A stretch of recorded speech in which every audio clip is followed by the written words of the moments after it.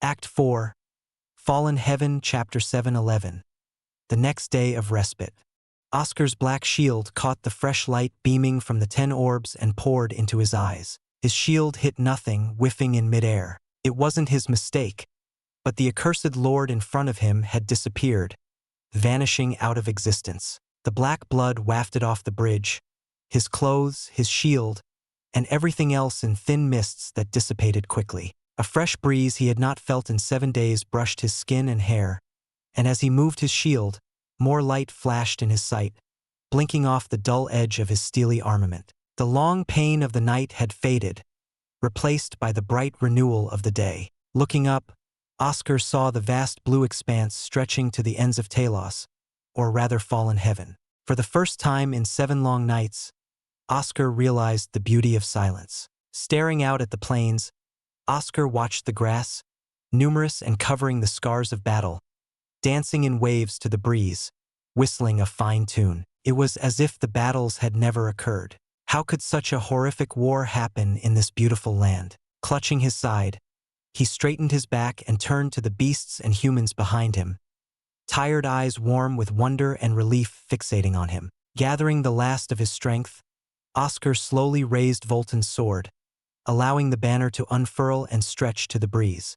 Faced with the symbol on the banner, the humans and beasts cheered their hearts out. No words needed to be spoken between them, and even if they wanted to speak, all of their energy poured out in their resounding shouts of triumph. Any words would drown and land on deaf ears in this sea of victorious cheers. So many were still alive, but how many had perished? The thought sank his heart as if falling into a pit. Injured, Oscar walked with a limp and dragged his back foot as Serah approached and bowed. "Serah, tell me, don't lie." Oscar gasped his words out. A part of him didn't want the answer, but the responsibility fell on him and him alone. He held his breath as Serah smiled warmly. 200 have light wounds. 400 are in worse condition but no threats to their lives. Casualties. Serah's last word gave Oscar a tense jolt. 0. No one died. They're all here with you.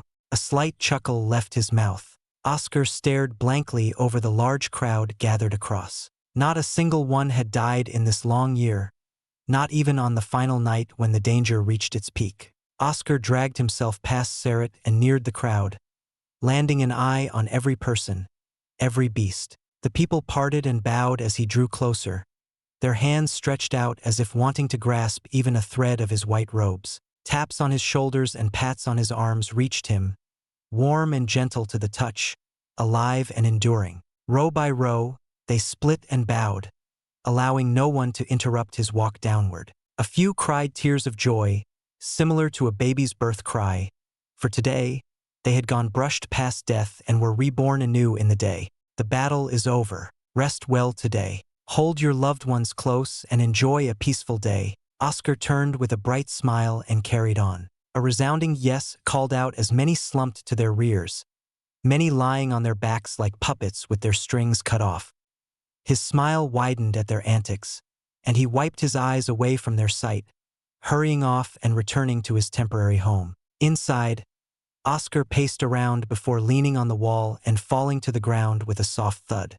He couldn't help but laugh, his lungs expanding and hurting to the fullest from how hard he laughed. His hands covered his eyes, moist and leaking the tears he tried to block from escaping. Sniffling, he laughed and laughed, trying to wipe the overflowing tears that never ended. The joy beat his heart tremendously, the relief unclogging the tear ducts. He was glad. This time he didn't fail. This time he didn't let them down. The entire time, he had been gripped by fear, seeing a horrific future where blood would pool in the walls as 1,000 bodies floated, fearing an end like Volten. But that future wasn't a reality. The past didn't dictate his future. Suddenly, a warm, loving embrace wrapped around him, a softness nuzzling his head. He found himself sinking into her chest and drenched the area of her clothes in his tears that refused to stop. Avril stroked the back of his head and swayed side to side, rocking him gently. Oscar tried to speak, but only more laughter spilled forth, and the relief and joy were still overwhelming for him to bear. Right now, he felt the damned best he had ever felt in many decades. "You did well, Oscar," You did well, Avril consoled him, her comforting words numbing his mind as they lulled him deeper into a good sleep. Even while asleep, he could feel her arms around him, the warmth radiating from her embrace. Instinctively, he gripped harder, hearing a faint groan. Her heartbeat thumped softly in his ears, matching his breathing. Indeed, this was the best place in the entire world.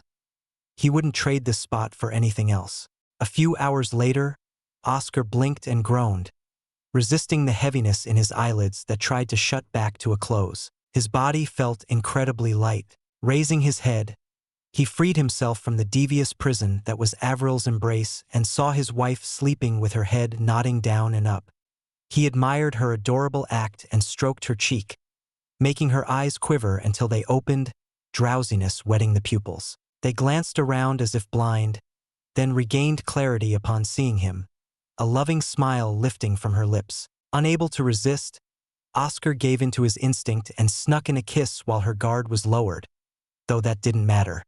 Control yourself," Avril muttered a complaint, but her seductive tone and actions didn't match her words. She wrapped her arms around his neck, deepening the hug and kiss. Oscar's passion ignited to the highest peak, and he carried her over to the bed, gazing intently into her golden pupils full of love, her hot breaths spurring his lust onward. He couldn't peel himself away even if he wanted to. Every second was like an addicting drug that shaved away his rationale, leaving only unrestricted desire for her. "My lord," a voice called out from outside. Oscar snapped his head toward the tarp, clicking his tongue in annoyance. His beloved wife was welcoming him, but someone just had to interrupt. Cursing inwardly, he kissed Avril several more times before leaving with great reluctance. The man outside cowered from Oscar's forceful stomps and bowed. "Leader Serah requests your presence in headquarters." His frustration sank his feet deeper into the ground. Oscar saw Serah and Avila sitting near the entrance to the headquarters, the ground inside having caved in for the burst of iron in the barrier earlier in the night. He frowned and waved for the messenger to leave and spoke after the coast was clear. "I thought the agreement was not to interrupt me. What else do you have to say? We're finished in here for now."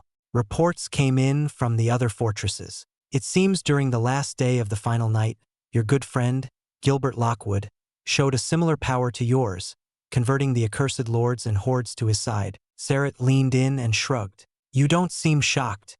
If I could do it as Volton's representative, he could surely do it as the Carolumans. The only issue I have is he didn't use it sooner." Oscar strained his voice. "You're a better person than him, that's for sure." Avila smiled and plucked her bowstring like a musical harp, faint, out-of-tune notes chirping out. "At least my sister didn't marry scum like him. That's not a great achievement. Anyone with a speck of decency is better than him." Oscar grunted and turned to Serah. "It's been a few hours. Have your spies noted any movements, particularly an offensive move against us?" He feared any noteworthy powers taking advantage of their exhaustion and invading their outpost. "No, I made sure they could not." Serah dropped his smile, and a chill gripped Oscar's spine at that. What faced him now was not his brother-in-law but the top intelligence agent of the Defiance. "What did you do?" Oscar asked, looming over Serah. Avila frowned and gripped her hands, sweat riding along her brow. "What needed to be done?" Serah stood up. He paused but seemed to find his bearings. "I had some of my men give their lives to undo parts of the walls and barriers, allowing the accursed lords and hordes to enter." Not a second later, Oscar struck Serah in the face, causing Avila to yelp and help her husband up. Coughing out blood, Serah rubbed his bruised cheek, already purple from internal bleeding. If not for them sacrificing their lives for the cause, the other powers would have retained a good deal of their full might. Perhaps they might have had enough to attack us beforehand. They have contributed to our victory. You call that a victory? Having them end their own lives to aid in the slaughter of hundreds of others. Oscar raised his voice. "Spare me that hypocrisy. You, of all others, understand giving your own life for the sake of others. Don't insult my men. They knew what their task was and how their end would be. They did it for us," Serah shouted back. "I would never have others sacrifice for me or use them to kill innocents. Doing all of this, what makes you different from the primal council you despise?" So easy to sacrifice your own and so easy to slaughter your enemies, Oscar said, gripping his hands into fists. Some of them might not have been like the others. Maybe they were good-natured or unfortunate. But no, you push them into death for the sake of your goals. This is war. We have gained much from their sacrifice. Our advantages in the Dark Tower have grown. Not a single loss to our own thanks to you, and their numbers have been cut by half. Once we emerge from fallen heaven, our side will have the upper hand in the war that follows. Serah backed away. I know, I understand your plight, but someone has to do what is necessary. Empires are born by rulers who embody justice and bask in the light, but behind them are the ones who fight in the dark. I made sure that your old friends from the brilliant Drake Empire were not harmed. My men acted in the farthest spot from their position, Serah said. Oscar punched Serah on the other side, blood spurting from the cut lips. Serah halted Avila from coming near and panted, spitting out a tooth. Oscar gripped Serah's collar and pulled close, his voice rumbling from the quaking anger rising inside. Pray that you don't become what you despise, though you're close, or else I won't spare the man you'll become. Shoving Serah off, Oscar turned and walked away. Though the final night ended, everything seemed bleaker than before. Act 4, Fallen Heaven, Chapter 7:12. The leader he wants to be.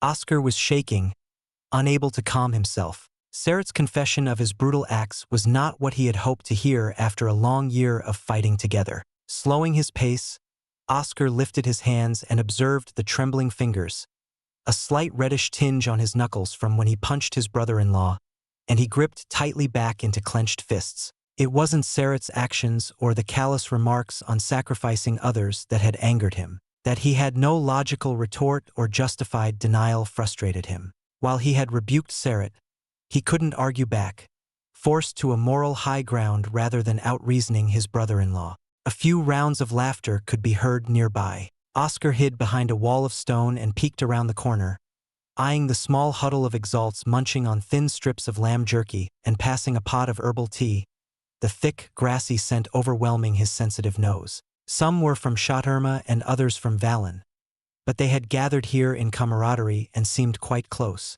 One held a pole close to his chest, and the banner of Oscar's black helmet fluttered and swayed freely. Indeed, he found no retort against Serah's actions, and that irked him greatly. Despite the cruelty and madness of revenge driving its purpose, it potentially impacted the future of these men who had sworn themselves to him, granting them life.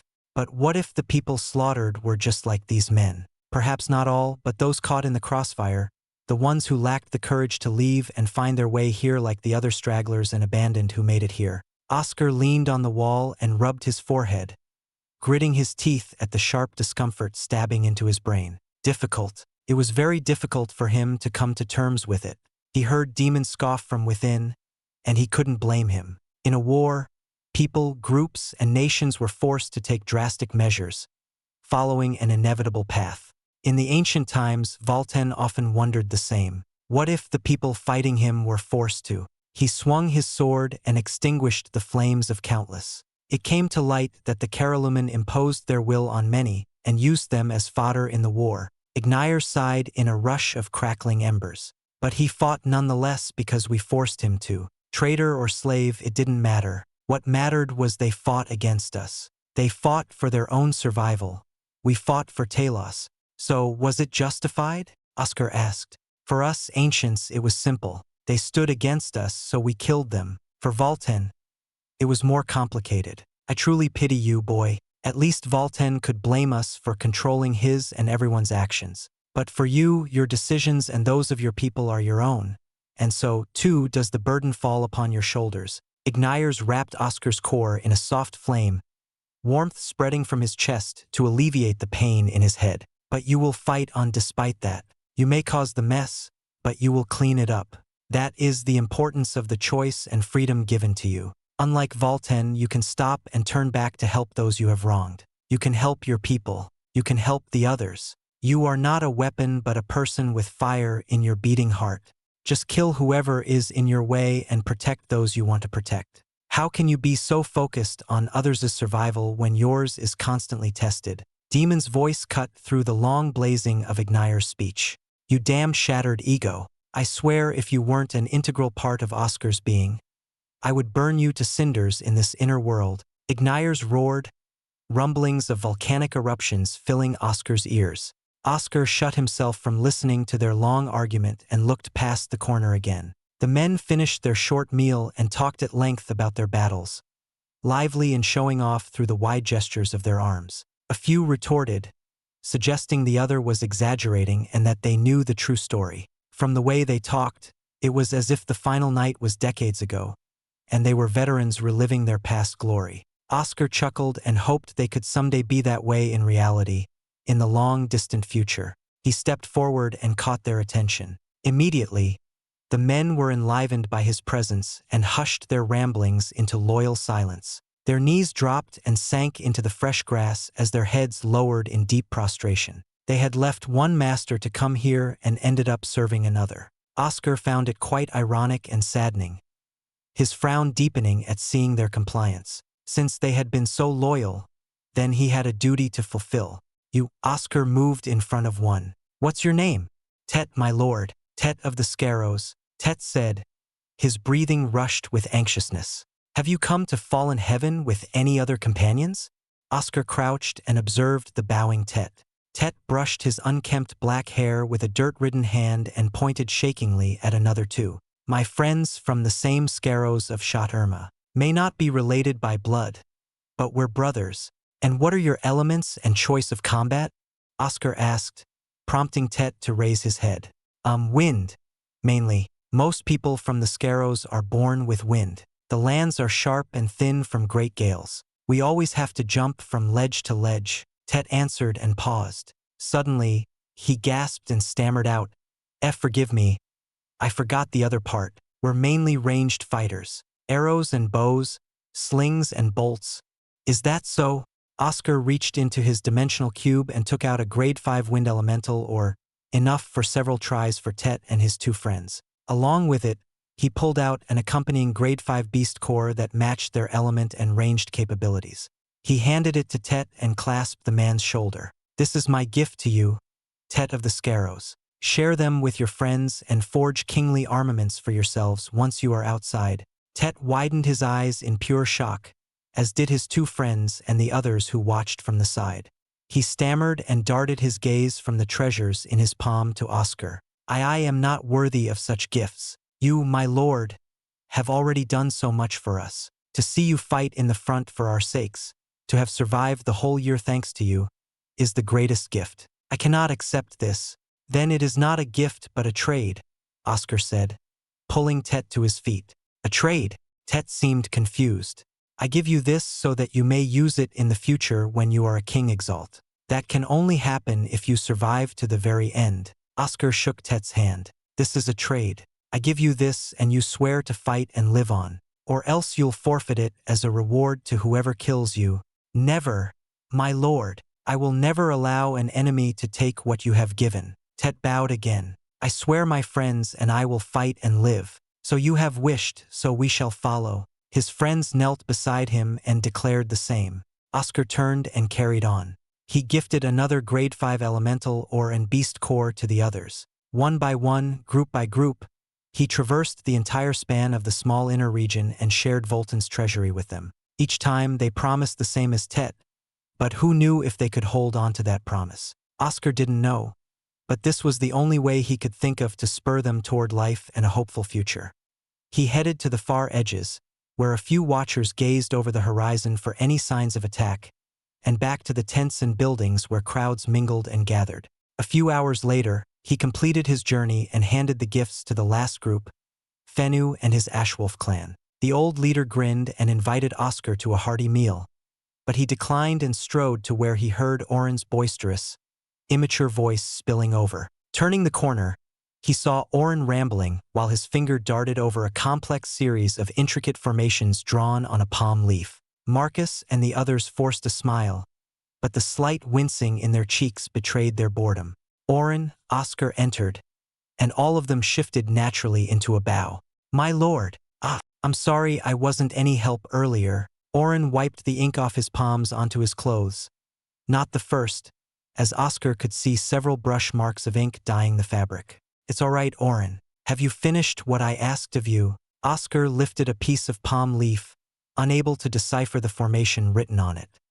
He nearly lost himself in the maze of countless nodes and lines, forcing his mind back to reality by tearing his gaze away. A mere look reduced him to a numb state. It surpassed any standard formations created by other so-called formation geniuses. Yes, using the Dark Tower's source of Ein, this formation, overlaid on the tower's own matrix, will produce an amazing result. Orin straightened his back and puffed out his chest proudly, grinning widely like the immature brat he had always been. Marcus, Santen, Crag, Restel, Eve, and Astrid, you know what your roles are. Open the paths for Orin to move freely around the Dark Tower so he can get the formation in place. Oscar looked over from Marcus down to Astrid.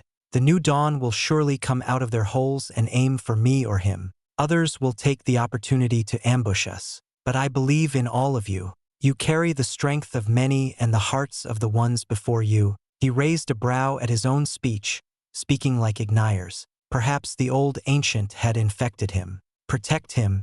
Yes, Lordy, they shouted. Crag pushed in his version of the word. The sudden force of an eruption of Ein almost knocked him over. Winds rushed, then halted, then rushed again, as if unable to adhere to a constant in the chaos shuddering the entire realm. He barely held onto his balance, the tremors underneath shaking him left, right, front, and back. His gaze focused on the Dark Tower and narrowed. From the Dark Tower, rings of Ein spread and spanned the sky, clearing the storms that once clouded the upper reaches of the Dark Tower. The Ein wafted over the surface of the Dark Tower like a thick yet almost transparent mist and surged up, rushing past the top of the tower and spearing the blue sky. Cracks formed and centered where the Ein hit the sky. It should have been impossible, yet the sky cracked as if it were made of stone. Oscar pulled out his shield and clenched it hard. The Dark Tower was opening. Act 4, Fallen Heaven, Chapter 7:13. The Dark Tower, Caroliman's abode. Oscar took a harsh step forward, intent on reaching Avril before the Dark Tower truly opened. But it was futile. A glint of light shone on the tower's black walls, small yet distinct to the naked eye. Following that, several more flashes of light glinted, and more, until the entire Dark Tower shimmered, replicating the stars in the night. Oscar clutched his ears, as did everyone else. A great high-pitched noise rang in across the entire 11th land. He tried to shout but couldn't hear his own words, lost in the overwhelmed air. Staggering, he stumbled and fell on a shoddy wall of stones, easily broken by his heavy body. Lying in a bed of rubble, Oscar strained to resist the ache that grew in his head, his veins pushing out and writhing in pain. Suddenly, a beam of light reached one of his men, connected directly to one of the starry glints on the Dark Tower. The man turned to Oscar and nodded, clasping his hands and bowing as his visage stretched. He was pulled away by the light and carried to the Dark Tower. More beams, or rather tunnels of light, spilled over, landing precisely on everyone. Oscar crawled and felt his heart rattling against his ribcage, but the noise and the immense weight of the Ein shackled him to the ground. Light showered on him, forcing him to squint. Oscar gave up and faced the Dark Tower, his stomach squeezing, a familiar sensation of entering a teleportation formation or a portal. The grassy plains underneath blurred into a green ocean, the light whirred in rhythm, and a tiny speck of black emerged in the center. It wasn't a pleasant feeling. Oscar felt as if his entire body had been stretched to fine thinness to squeeze into that tiny speck. Gasping, Oscar, his eyes closed, palmed his chest and breathed deeply, in and out. Regaining his calm, he opened his eyes and beheld what he believed to be the height of arrogance. He stood on the floor, diamonds shining in the crevices between each crystalline tile that seemed to swirl with a lively light, and he looked up. The ceiling, so far up, was a mountain's height away, and the floor spanned the base of 2 mountains. Standing, more of the Caroliman statues, carved in their own supposed divine image, lined the walls and reached the ceiling. Blue robes of the finest silk covered their figures. The amount of cloth and silk required staggering Oscar. One was enough cloth to supply an entire city. Yet here, there were hundreds of statues garbed in such robes that stretched a mountain's length. The room was so clear and clean that he saw from one end to the other, not a single spot on the walls missing a statue. There is no sky without them. They are the sky. Oscar interpreted it as such. The statues held up their hands and supported the ceiling that depicted the two suns in a beautiful array of gold, red, and orange colors, and a blue sky comprised entirely of what appeared to be sapphires. The statues looked down on the floor with faint smiles, which, to Oscar, seemed more like smirks, the arrogance radiating from their divine visages. A violent howl pierced the silence, and Oscar pulled out Volton's sword that shook in his grip. "I know you're angry, but we're not here for that." Oscar fastened Volton's sword to his back and checked his dimensional cube. Other than the treasures he gifted to his loyal followers and friends, the rest of the contents were secure.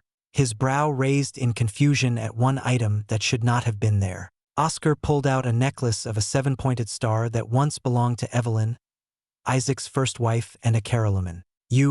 Were you hiding?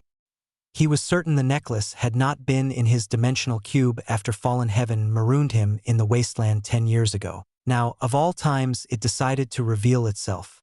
"I don't know what you're here for, but if you have Evelyn's will, and if she truly loved Isaac, then you won't stand in my way." Oscar received no response from the necklace, the star dangling without purpose on its thin laces. He didn't trust it, so he put it back inside his dimensional cube and stepped forward. A liberating sensation, akin to a low tide, washed over him, his body relaxing in celebration as his skin tingled to the fresh freedom. Oscar kicked off the ground and soared high, staying afloat. Apparently, flying was allowed here. Good. He licked his lips and sped across the long hall, searching for a way downward. "You feel it, boy?" "I do. That lump of metal is beneath us." Ignayers spoke in short words, bursts of flames erupting each time the ancient opened his non-existent mouth. Ignayers was clearly excited. Yes. Oscar peered downward and entered a set of spiral stairs, the walls maintaining their arrogant height. Long ago, in the lands of Serah, he delved deep into a pit and entered a chamber at the bottom where he first met matures. Everyone else's goal was surely to climb up to the peak, but he needed to descend. Oscar clenched his hands and gritted his teeth, increasing his speed. Finally, after decades, he would meet matures and confront him. The Ancient of Metal had so much to answer for, and he sought an explanation.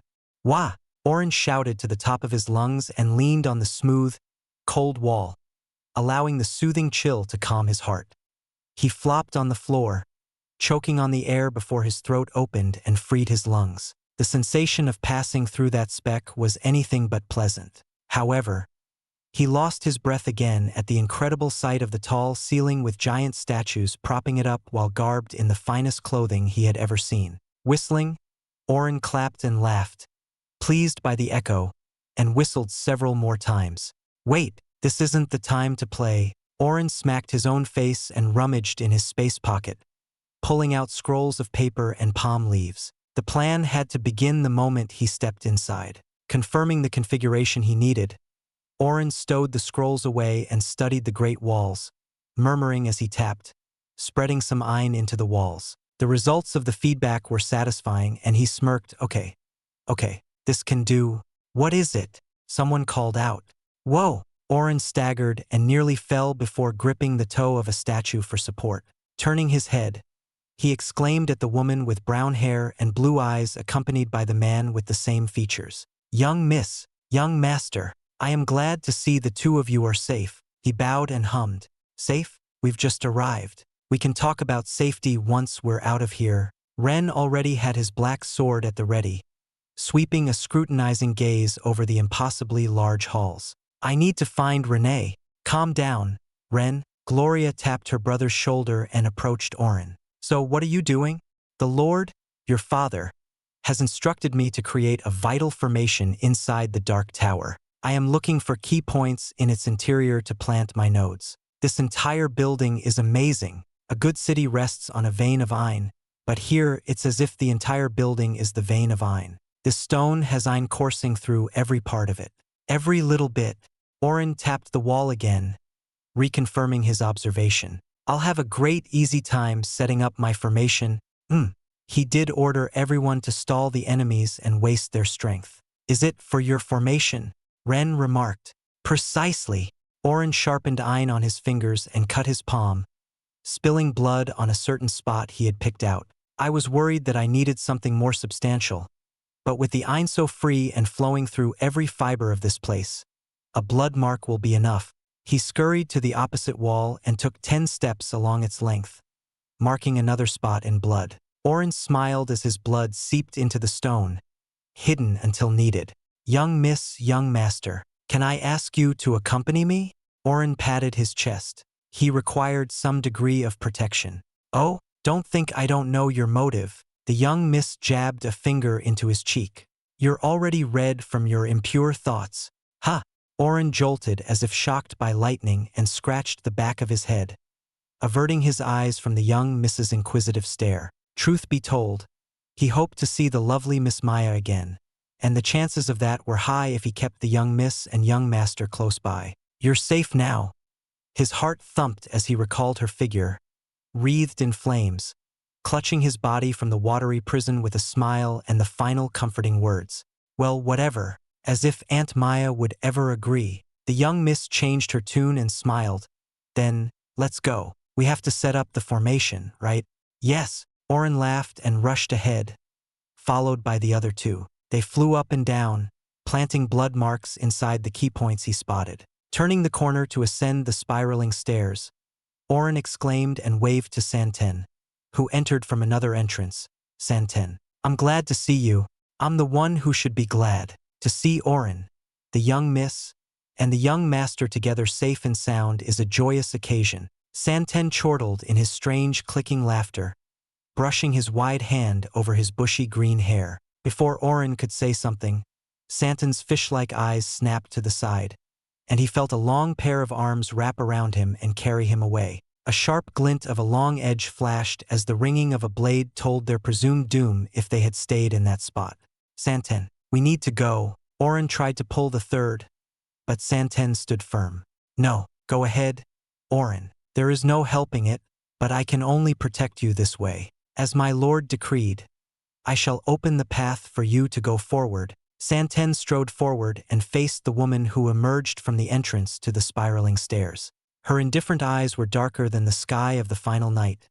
Her long black hair swayed to her ankles, and her large scythe seemed to split the air itself in a casual swing. Orin remarked at her beauty, but horror struck him as he realized her identity. She was Leith Lil-Isa, the grade 9 Exaltia of the Tri-Heaven Eliasum and the leader of the martial Exalt Divine Enforcers. We meet again, strange man of long arms. Last time you interrupted me, so now, I shall ensure you can't do so anymore. Leith's voice was like 1,000 needles piercing his ears. No human should ever have a voice so detached yet brimming with cold annihilation. Young miss, young master, please take of yourselves and Orin. I shall hold back this person. Santen clapped his hands together and narrowed his fish-like eyes. Orin had never seen them in any state other than wide and round. Santen, don't say it as if you're going to die. Orin gulped the word back down. Leave, Santen shouted. Orin gritted his teeth, stuck on a decision. The young miss and young master decided for him and dragged him away. Orin bit his lips and stared at the back of the man they called the third, the one who had taken care of him the most out of the group. Santen, don't die, he pleaded, but Santen didn't turn back, his attention solely on Leith. However, a simple thumbs up was all he had to see.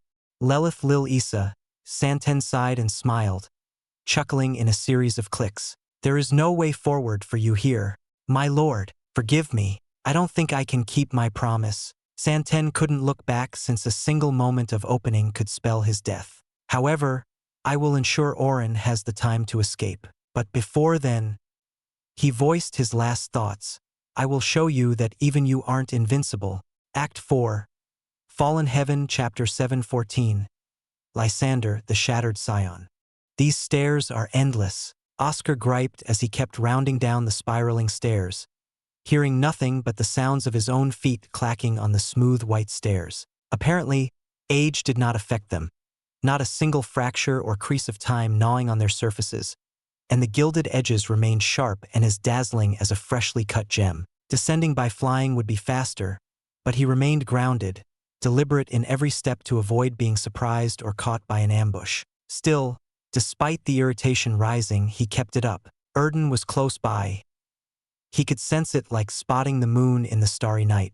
After several minutes, he noticed the stairs had ended and turned the corner to find an exit of colossal size leading to another hall of great grandeur and luxury. These Carolmen had no reason to create such tall and wide halls that could fit mountains. Their vanity was beyond compare. Halfway across was a man rushing toward him in full flight, calling out in a hearty cheer. Oscar bolted through the air and clasped his good brother's hand. "It's fortunate we found each other quickly, Orin. I feared having to face the enemy without you."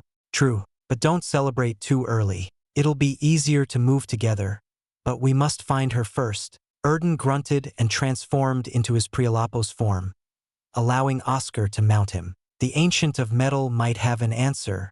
"My thoughts exactly." Oscar galloped forward as Orin stretched his antler wings in full flight, heading to the next exit at the other end of the hall. Ahead, he spotted another set of spiraling stairs that had no step leading upward, the stairs smoothing to a dead end on his level. Orin stomped to a forceful halt and landed on the floor nowhere near the exit.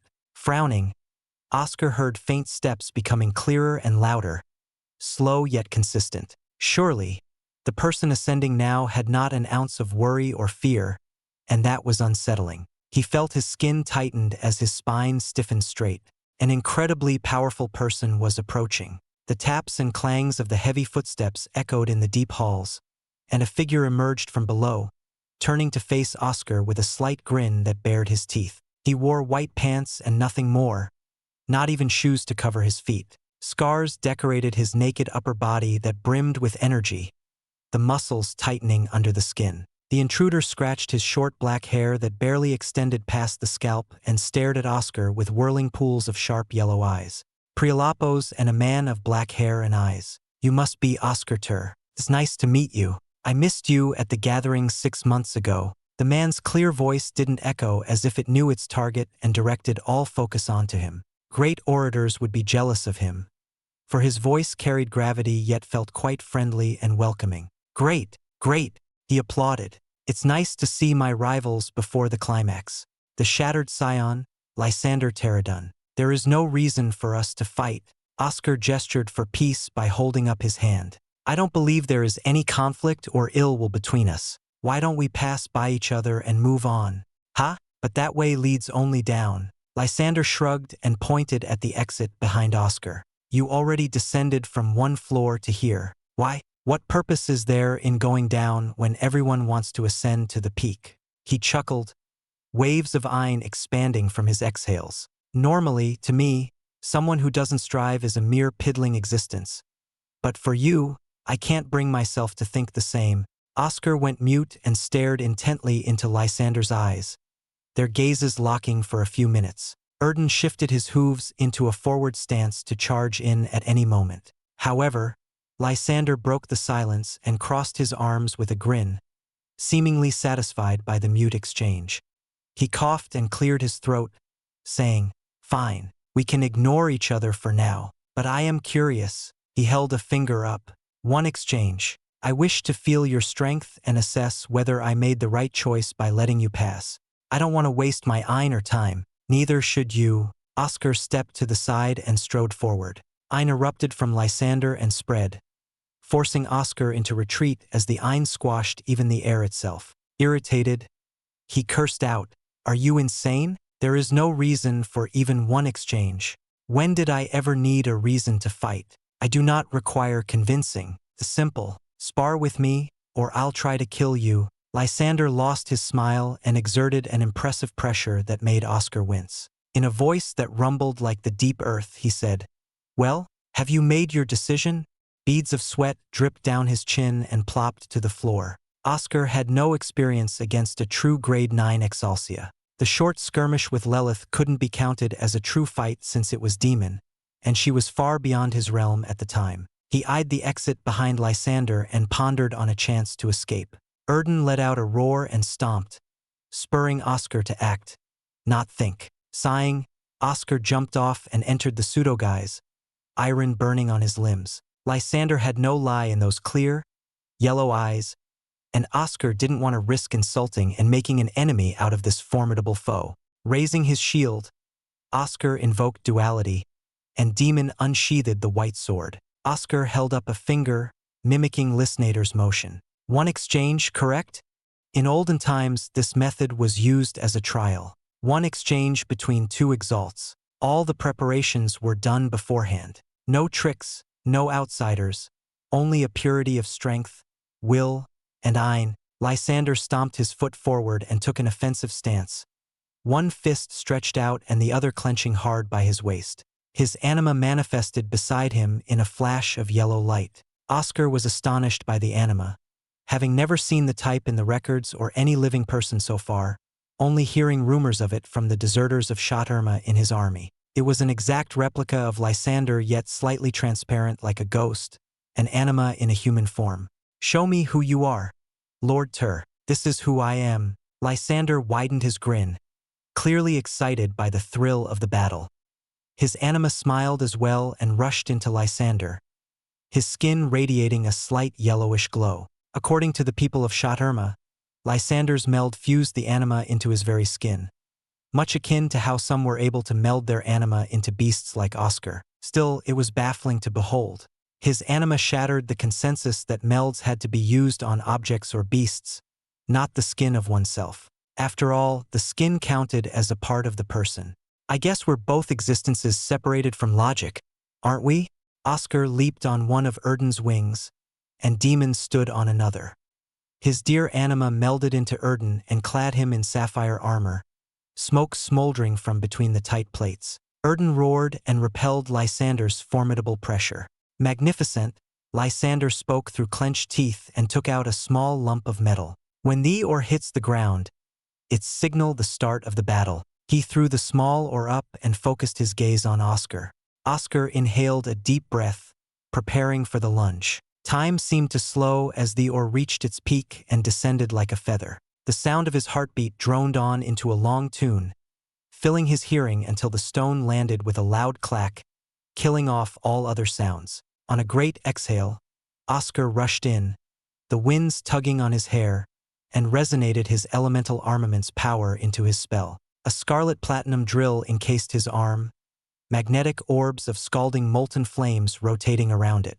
Blue flames blazed along Demon's white sword and concentrated into a simple blue streak glinting down the edge. Erden's armor clattered and groaned as it tightened, the sheer force of his forward charge tearing the air before them. Lysander kept pace, clenching his wrist. The fist above was clad in dense diamond with an overwhelming ein swirling around it that rumbled the cries of an earthquake. Oscar, Erden, and Demon centered their attacks together, and Lysander met them. Their blows didn't touch before the air struggled between them. The hall shuddered as their blows crossed and met. A shockwave burst and flashed across the span of mountains, silencing everything into a dead calm. Blown off Erden's wing, Oscar staggered in the air and held on, looking at Lysander, who clenched his wrist, pieces of diamond cracking off and clattering to the floor. Slight globs of blood seeped out of the gaps in the diamond-clad fist. As Oscar landed, Lysander raised the fist, studied it for a few seconds, and grinned. "Good one. There is no need for another exchange."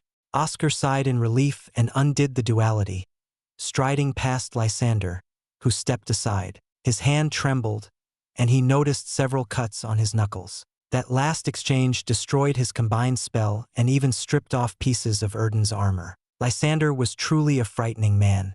"Tell me, why do you go down?" "There is only the dirt and a broken mess down there," Lysander asked from behind. Oscar stopped walking and answered, "That is my path. It is what I must do." He didn't expect Lysander to laugh in response, the quaking ein shuddering the very walls of the hall. The shattered scion said in an amused tone, "Right, that is the path you have chosen. I see now why your decision doesn't disgust me. There is a purpose in your path. Whether one ascends or not, as long as one strives with one's mind made up, it is enough. I've seen too many give up and settle or descend into mindless squabbles for a little peace, yet lie to themselves that they are still striving to be the best. I'm satisfied. Go down if that is what your heart has set to, and rise back up for another fight. Lysander's voice vanished, and Oscar turned back, seeing no one else in the empty hall. Act 4. Fallen Heaven, Chapter 7:15. Santen's stand. Hundreds of thin, long needles poured like rainfall, darting through the air at great speeds that muted the sound of their travel. Santen's hands swept across and landed together in a clap, gathering all the needles and squeezing them between his palms. Letting go, he dropped a clump of metal that dissipated into nothingness as the Ein that formed them lost its power. He preferred calm and silence, eased by the moments of respite, but he found none here. Instantly, a scythe sang its song, the metal humming as it cut the air and slashed at him. Santen gave a faint smile and brought his hands together, clenching the sharp blade between his palms. The smoothness of the scythe nearly stumped him as it nearly shifted through his defense, the tip emerging past his guard. Exerting more force, he firmly held the scythe in place as the blade almost reached his chest. Quickly, he knocked the scythe to the side before Leith could act on the opening she forced. Santen lashed her with his firm, long arm with all of his might. However, Leith swerved her scythe and brought it toward his attack in a frontal confrontation. Santen widened his eyes. Though he had expected it, seeing it happen was still shocking. The great scythe had halted his arm, and he could go no further. The forces of their blows rebounded and slashed up and down. A thin slit formed in the ground between them, not enough to say it parted the ground, but still it highlighted how sharp her attacks were. Santen shifted his stance and slashed with his other arm, aiming to cleave into her neck. Leith, ever expressionless, spun her scythe and used the pommel at the end of its shaft, striking his arm from below to redirect it. Santen lunged in and changed his arm's course, slicing downward. But his senses picked up a danger from behind, so he hurried away in retreat, skidding his feet on the floor as needles stabbed the ground. "What are your arms made of? My scythe can't draw out your fear if it can't cut into your veins." Leith waltzed forward, her shoes tapping clearly on the floor. "And why can't I see you in the Prinstict? You don't exist in it." There was no point in conversing with her. Santen hastened his steps and closed in. Attacking from a range was futile as well, since his arms and slashes were the most powerful on direct contact. Still, the fact her scythe easily stopped his attacks, which usually parted enemies in a single strike, was worrisome.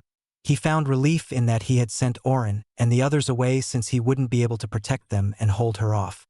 His arms blurred and seemed to multiply as he struck in an onslaught, refusing to relent even a single second for her to counter. The clear sounds of swords clashing resounded one after the other in quick succession as her scythe blocked every single blow. Santen gritted his teeth and pulled one arm back, thrusting it forward in a spear hand. He poured his Ein into his single deadly strike and landed right on the flat side of her blade, forcing her off balance. The chance finally arrived. His arm swept from the side. Spiked chains protruded from thin air, the links rattling as they coiled around his arm and tightened, trying to drive the spikes deeper to pierce his skin.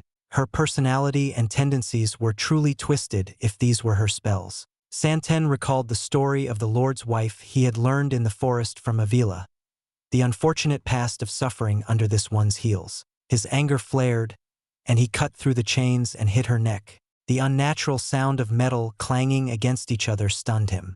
His eyes fixated on his arm, particularly the place where his hand should have cut through her neck, but her neck was unharmed. Feeling the cold, metallic touch on the edge of his hand, Santen surmised that her neck was impossibly hard, but there was no sign of a spell or even a defensive Ein around her. She had taken his enraged blow with her body, nothing else. Was it all useless? He thought for a crucial second. A streak of light flashed past his sight, and Santen backed off, but the moment of shock and despair had cost him. Her scythe slashed and cut his shoulder, red liquid spewing from the fresh wound. Santen gripped his wound and frowned, feeling the liquid escape his body. Leith glanced over her scythe and traced her finger over the red liquid, rubbing it. Her words were of confusion, yet her voice lacked the emotion. "This isn't blood, and that is not flesh underneath your skin. I know the feeling, and you are not it." She allowed the liquid to trickle down her palm and plop onto the floor. It is similar to cutting into a golem. As her inhuman gaze crept back onto him, Santen swung his hand down, splattering the floor in the fake blood. He found no use in feigning pain and checked his supposed injury. His fast retreat prevented the worst case of his arm being severed off. Inside the wound, the red liquid stopped pumping from the exposed, thin, rubbery pipes that had been split open by the scythe as the valves inside automatically rotated to a close. Raising his arm and rotating his shoulder, Santen assessed his status and was relieved his range of movements had not been affected. "Strange man of long arms. What are you?" Leith asked, raising her scythe with one hand. The blade's sharp hum reverberated in the halls, the mere sound crisp as if a sword was at his neck. The weapons and blades of his previous enemies could not compare to the simple swaying of her devastating armament. It was no wonder she managed to pierce the hull of his armored body. "I am Santen, the third." Santen exhaled a puff of hot air out of his circulation system. Raising his hands, he clenched hard and formed large fists. Even if she was a grade 9, he had expected his attacks to at least wound her and slow her down from chasing Orin and the others. But he gravely miscalculated. His eyes locked onto her smooth neck with not a blemish nor faint bruise on it. Like himself, her body was unnaturally hard, not of flesh. But he knew for certain she was not the same as him. He chortled, his mechanical vocal cords clicking in terrible mimicry of laughter. "I could ask the same of you. Are you a human or not?" The silence carried on in the hall, the statues their only witnesses watching with cold eyes carved from sapphire. Oddly, he could tell Leith's indifference cracked for the first time. A dark line, barely discernible only to his capable glass eyes, creased her brow. Santen charged in and swung a straight punch toward Leith's chest. For many years since his freedom, he had avoided using a clenched fist, favoring slashing his arms in chops and stabs. He hated the sensation of flesh on his knuckles and the sight of the enemy being turned into a bloody mess from the brute savagery of his fists. A simple chop cut them cleanly with no mess, which he preferred. However, against this enemy, he couldn't let his bias and preferences hold him back. Chains dangled and chimed a clunky tune as the spikes clattered. His arms had been hooked and encased in steely bindings, followed by his legs, then finally his neck and waist. But he refused to be chained like an animal and snapped free from his entrapment, blasting the shattered pieces of the chains away in all directions. Not even a single moment had been lost, nor any force taken from his encroaching fist. Leith acted fast and precise in the short fraction of a second before his fist could land. Using her scythe as a hook, she secured Santen's arm under her armament and yanked hard with a staggering amount of strength beyond what should exist in those thin arms that held no spell for a boon.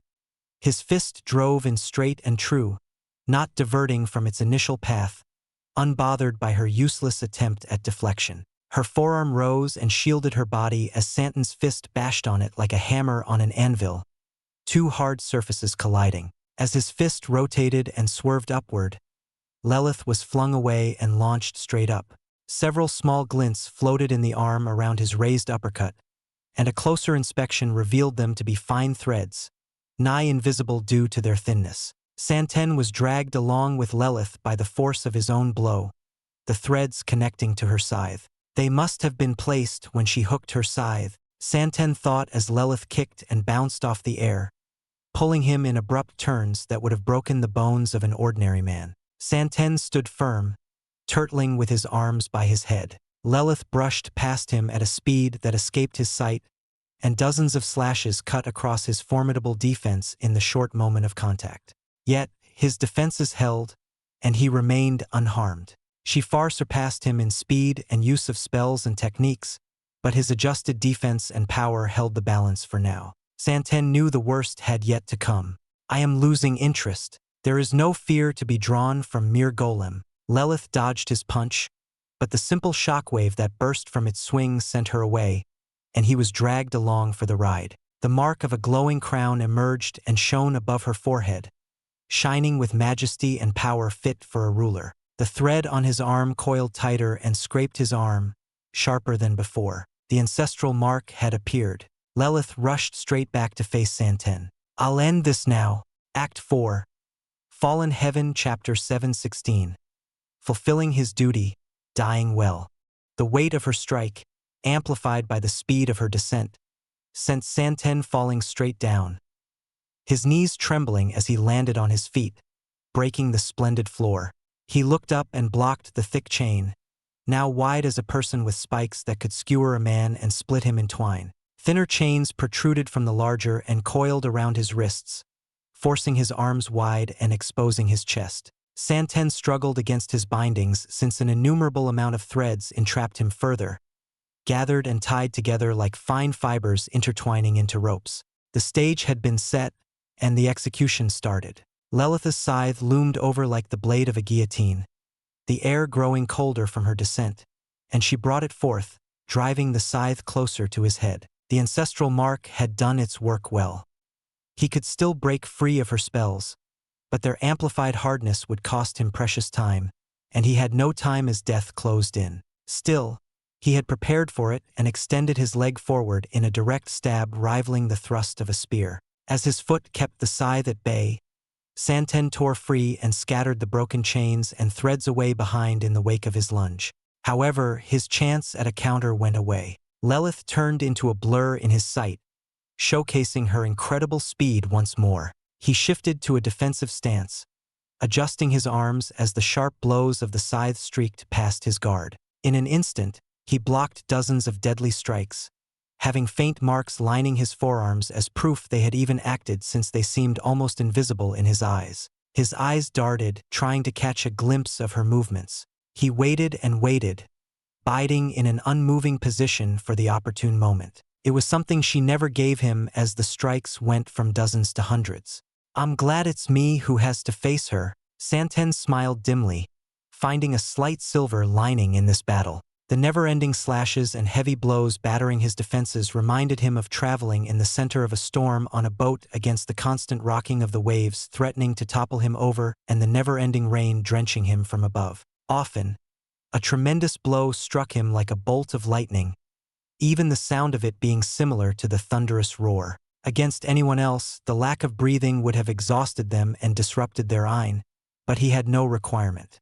Her strikes would have shredded another into splotches of flesh and blood, but his steely arms matched up well. She didn't need to use any spells to hold a person down. Her prowess was enough for it. Amongst the cacophony of metals clanging, he heard the whistling of her passing by as she maneuvered to and from. He counted in his mind, matching the rhythm of her movements to the subsequent attacks that followed. 1, 2, 3. One movement followed by 12 slashes. It was good the attacks were continuous without missing a single second. It was quite easy for him to adjust to the timing since no breaks or erratic twists disrupted it. He stared forward, ignoring the distracting flashes of light from her scythe glinting sharply. The right time would arrive soon. He punched forward at the set timing and brushed past her head. She slowed down as her eyes wandered to the fist near her cheek. His opportune moment finally here. Extending his hand, Santen chopped backward and bashed it into her face, forcing her head reeling to the side as he sent her flying, ramming her into the leg of a statue. Cracks spread as Leith was embedded in the fine stone, rubble clattering down beneath her. As Santen leaped in, he landed his initial punch straight into her gut, shaking the statue. Now his turn had arrived. Not giving her a chance, he let loose a barrage of punches, burying her deeper inside the statue's leg. Her calm, indifferent eyes unnerved him, showing no pain or worry despite enduring the powerful blows that shattered many defenses in the past. A chain latched on his ankle and pulled him down, slamming him onto the statue's toes. The stones creaked when Leith freed herself. She brushed the dust and pebbles off his clothes and landed softly by him. Damn it, not even a hint of damage. Santen rubbed his knuckles and dodged a fast slash, retreating for some distance. She closed in, speeding past him, and flung him back to his original position with a forceful swing, as if declaring he was forbidden to move a single step. No one in the world should have such a sturdy body except for possibly him and his lord. This Leith's very existence was unnatural. What secret did she hide? He believed victory existed in the secrets of her body and observed her, searching for an answer. However, his time was running out. Leith stepped forward and vanished, reaching speeds he was unprepared for. His defenses that had adjusted for her previous speed failed to catch up as her scythe slipped past and struck directly on the exposed wound on his shoulder. His arm was severed and dropped to the floor, leaking a mix of red and transparent liquid. More of it leaked from his exposed shoulder until the internal valves closed and prevented more from leaking. Santen felt no pain and stepped forward, striking her with a kick, but unlike before, she endured his blow as curved blades protruded from her feet and dug into the floor, holding her in place. "Ah, I imagined cutting you apart earlier. It took far longer than I had believed, and to use this against you." Leith didn't sound irritated despite her complaint. Her body was clad in a metal vest with a long skirt that rattled from the layers of scythes that formed it down to her ankles, akin to a wedding dress. Two sharp wings, shaped from dozens of scythes attached to one another, emerged from her back and spread out, the sharp ends glinting a deadly gleam. She soared with her wings swiping forward. Santen couldn't react to her movements nor block against the speed of her wings. One wing clawed across his chest, and the other crossed the other angle. They diced open the hull of his chest and exposed his insides. Leith paused and lowered her scythe. It seemed his true nature stumped her. She looked at him from up and down before saying, "How?" His brain rested in a tight tube filled with a gooey, transparent liquid, the tendrils of the nerves connecting to small pipes that led to a smaller chamber underneath. His heart thumped in that smaller chamber, his core embedded in it. Several long pipes and gears crackled with iron, constantly pumping and rotating, granting him control over his false body. Santen grimaced and covered his heart and brain. The only two organs left behind after the rest had been discarded when the new dawn placed him inside this prison. How indeed? "Please kill me." Santen wished for death, unable to see or hear while his brain floated in the containment tube. After finishing every test, the new dawn detached what remained of him from whatever new body they wished to test out and returned him to a cold chamber. His senses didn't exist without an ear to hear or eyes to see, not even a skin to feel. He could only think, and death was his only thought. A jolt shook his nerves, something he felt every time they put him in a body. Santen gasped as he regained the sensation of the cold air pricking his false skin. He coughed and groaned.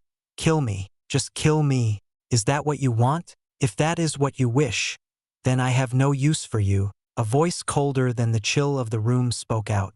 Santen didn't recognize the voice and was unable to find a match among all of the researchers and guards of the facility. He looked up and saw a tall man wearing the flat helmet of a knight, a deer pelt wrapped around his shoulder, and fine armor, leaving no skin exposed. The stranger studied him, and Santen asked, "Who are you? Where are they?" His eyes widened at the sight of his tormentors sprawled over the floor behind the man, all dead and lying in pools of their blood. "Who are you?" the stranger asked. "I am number 209, Santen answered. "You don't have a name?" The stranger pulled out a pile of documents and flipped through the pages, stopping on a certain page. "Number 209, formerly known as Santen, taken when you were a boy at the age of 8 and inducted into the Living Golem program. All of the others have lost their minds, but you seem quite able. Santen. Is that my name?" "My name, Santen." Santen repeated the name in his mind, smiling faintly with his false lips. "I am Santen." He turned to the stranger. "And you are?"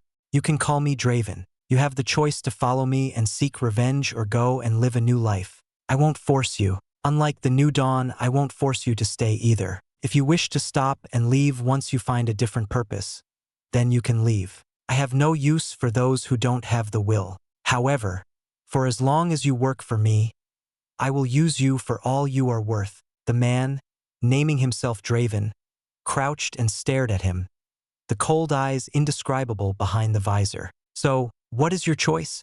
"What if I want death?" Santen asked. "Then I'll grant it to you in another form. If you decide to follow me for the rest of your life, then you will surely die in service to me. If you want to die, then follow me." Draven stood up and pointed his white sword at him. "It's a waste to have you die here now, not when I have a use for you." "A use for me?" Santen raised a brow at the strange clicking that came out instead of laughter. Evidently, this body had a few defects. "All right, I hope I can die well, Lelith's scythe stabbed through his containment tube, the preservation fluid spilling out. Her hand reached out and punched into the chamber below, gripping his heart. Santen groaned and gasped as her fingers clenched harder, squeezing his heart like a toy. It was the first true sensation he had felt in many decades since they placed him in the tube. He gripped her wrist, unable to exert strength to oppose her dissection of his insides, her hand freely moving to grab his core. He was at her mercy. "My lord!" Santen gritted his teeth, his vision already waning from the outside air afflicting his brain. In the darkness, he recalled the Lord, both of them in one body. One promised him death, but the other made him promise to live on. "Forgive me. I don't think I can fulfill my promise to you, my lord." He widened his eyes and forced away the darkness that shrouded his vision. "But I must at least die well, to ensure I keep one of my oaths." His core cracked and imploded, surging iron into his one remaining arm. Before Leith could react, he chopped onto her neck, shouting at the top of his lungs, slamming her against the wall while his hand stayed on her neck. She grasped his heart and squashed it in her palm, pulling the fleshy sack out. Santen grinned and saw her indifferent eyes wander from her bloody palm to her neck, gazing at his final strike. Her neck trembled, clearly overwhelmed. Mockingly, he said, "So, you do feel fear after all. That's natural. Good. You aren't a monster. You're just another person consumed by fear. Good. I don't have to worry about the others. I know for certain that you will lose to them. You speak out of madness." Leith stabbed her wing forward and pierced his brain, shredding it between the layers of scythes. "You are afraid." Santen exerted the last of his strength as his life began to fade. The final surge, his soul's final cry, met its mark and cut through her hardened skin. Green blood dripped from the wound, and at last, he began to understand her true nature. It seemed the New Dawn wasn't the only faction dealing in human experimentation. With his last words, Santen cursed Leith, "A failure like me. Your myth of invincibility broken. Your death will come. My death is not in vain." Her scythe and wings hacked at him, tearing his body limb by limb. Santen's mind faded in and out, drifting between dream and reality. A scene of him sitting by the table, flanked by Eve and Crag and joined by Orin, Restel, Astrid, Marcus, his lord, lady, Master Erden, and the young miss and master, was the only memory he saw. As the last of his life burned out from the severed parts of his husk, leaking out with the flowing liquid, Santen believed this death was worth it. He died well as he had hoped. Curse him, Leith held her wound. The green blood continued to flow, and she had to wrap her threads around it to prevent more from spilling out.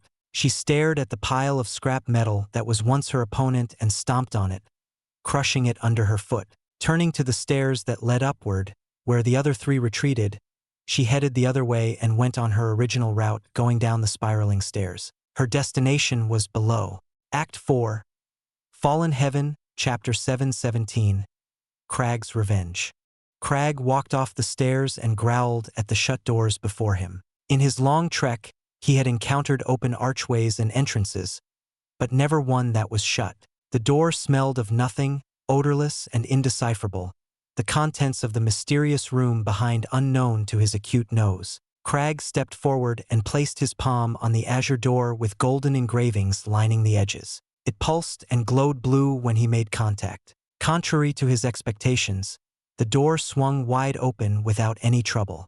Immediately, a sharp, static air pushed back, slowing his gait for a moment and prickling his skin in electric shocks, faint yet powerful enough to irritate his sturdy exterior. Crag bared his fangs, which slowly protruded out and morphed into his half-lion form, the ends of his grown fur sticking out like needles as it endured the static filling the room. A great pillar was in the center of the round room, surging a font of iron from the floor to the ceiling. Crag noticed its similarity to the great glass tubes he once slept in, except this one acted as a tunnel for iron to funnel in.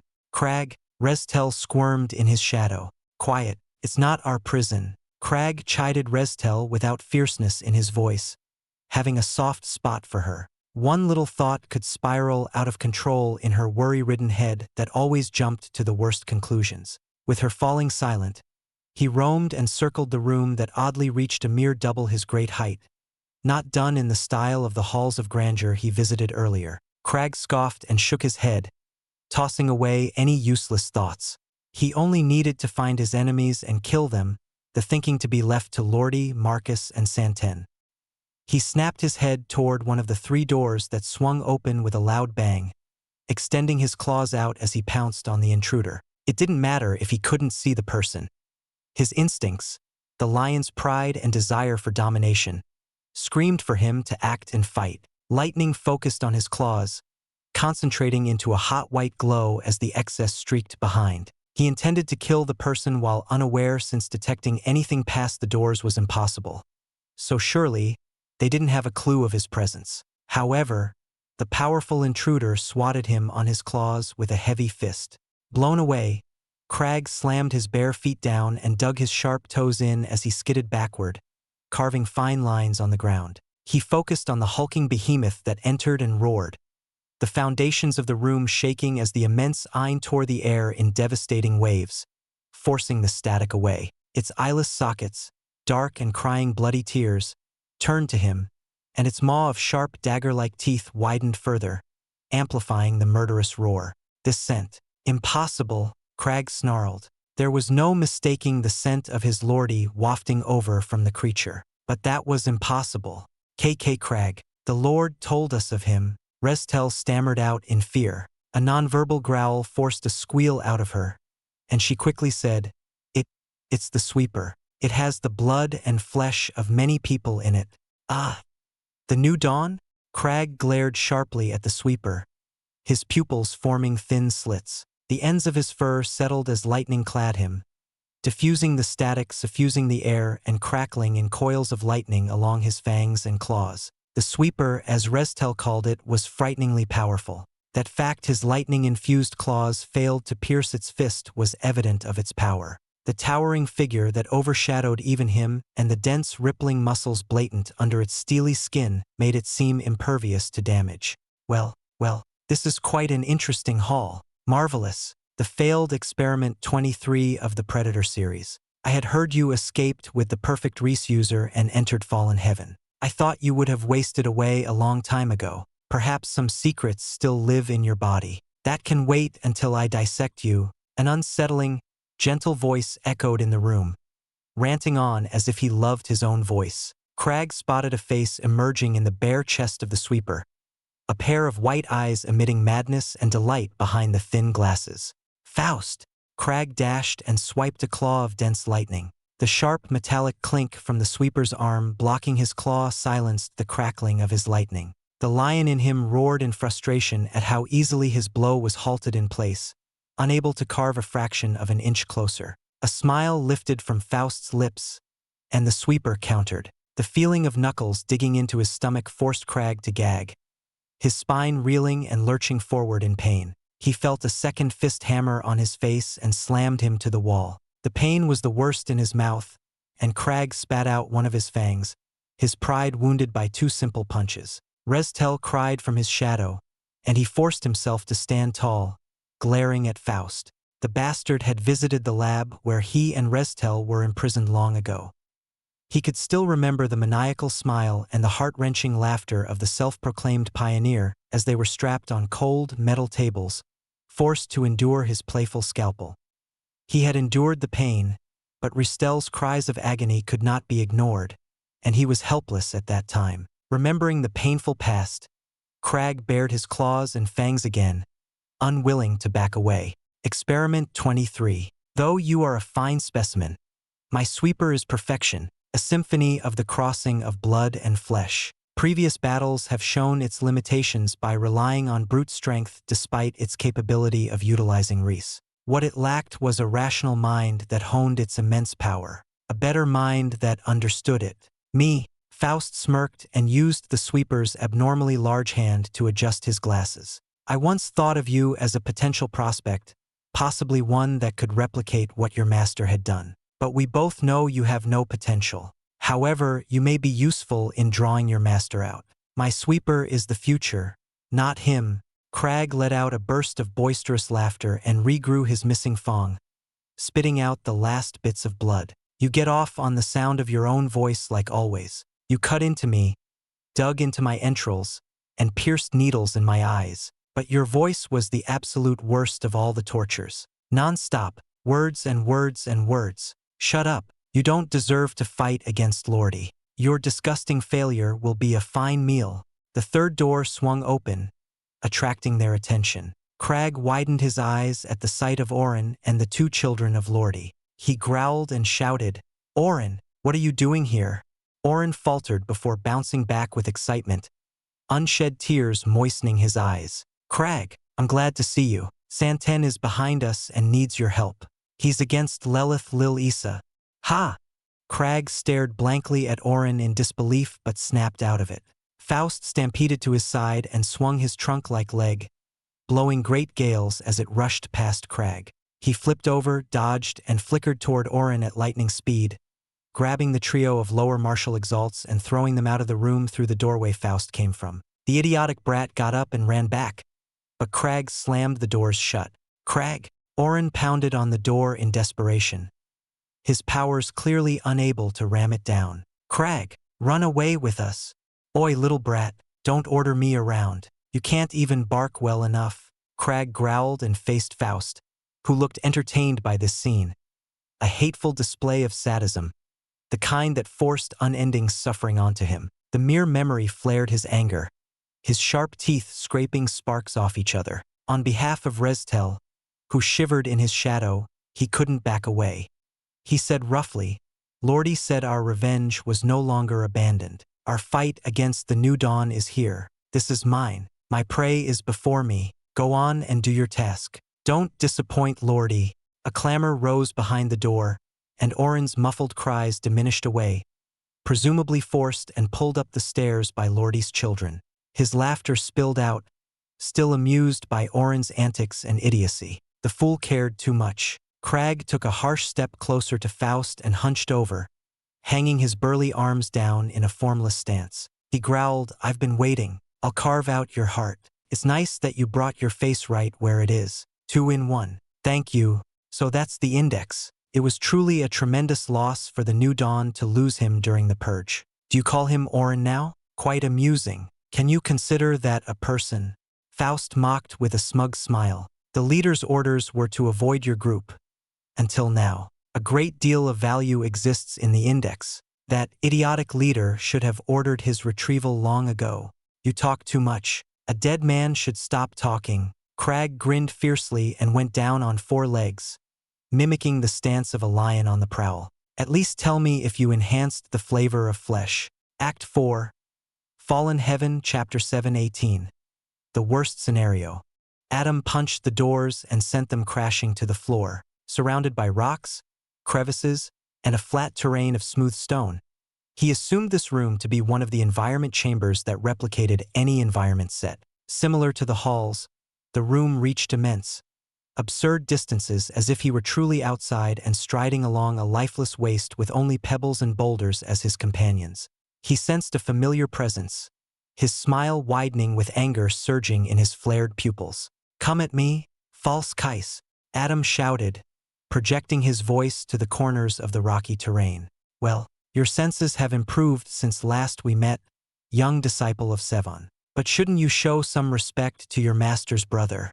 A hooded figure dug himself out of a crevice, shaking off the rubble and dust off his shoulders. The hood flew back and revealed the man's face, the accursed one that haunted Adam's nightmares and fueled his anger for a century since his master's death. "Enough, you fake. I know you just carry the real Kais's memories. I've been waiting for this day." Adam put on his brass knuckles, his voice rumbling with thunder. "By that incorrect logic, despite my ego also existing in this body, shouldn't you want revenge on the old Kais, then? I helped by killing him for you. What other quarrel do you have with me?"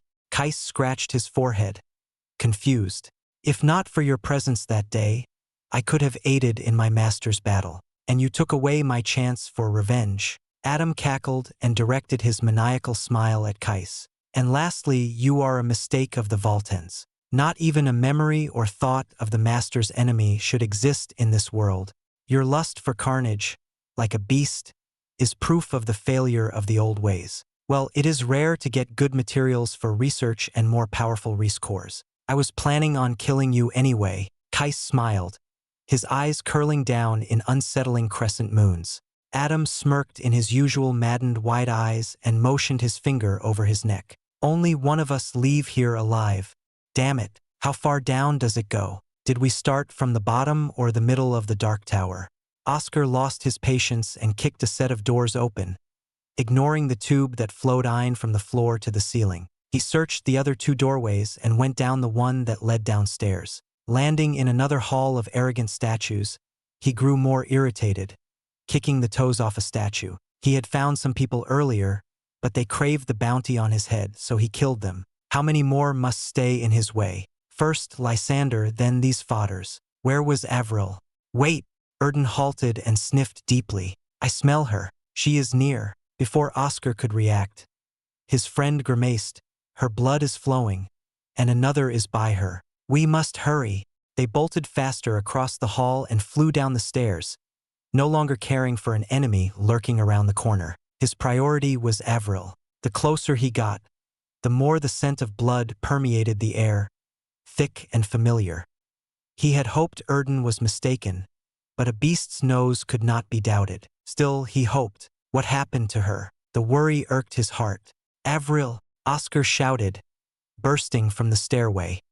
His eyes went wide before tightening as his anger flared, and he bared his teeth, erupting iron in a great blaze that swallowed half the room as he instantly entered the guise. A blue antler and a red flaming horn protruded from his forehead. The rage forced a beastly roar from his throat, and blood flowed from his eyes. Orin extended his wings and stomped with his hooves, letting out his own enraged roar.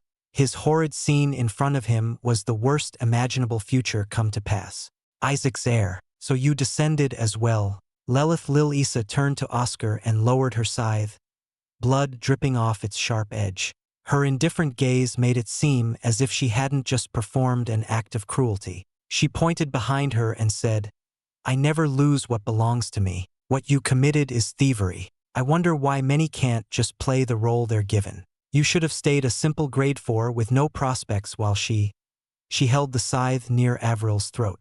Should have remained slave, chains of torturers, the kind laden with spikes on every link, bound Avril's limbs, coiling around her arms and legs, even wrapping around her stomach. They hoisted her up in the air, parading her like a condemned criminal before a crowd. The spikes dug deep into her flesh, blood leaking out and puddling below. But the worst, the most infuriating, was the brutality done to her once fair countenance. Deep cuts streaked scarlet and disfigured her.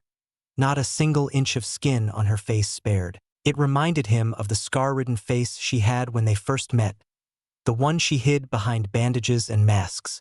Oscar glared, eyes bloodshot, and kicked off with jets of flames and a platinum rod banging on the floor.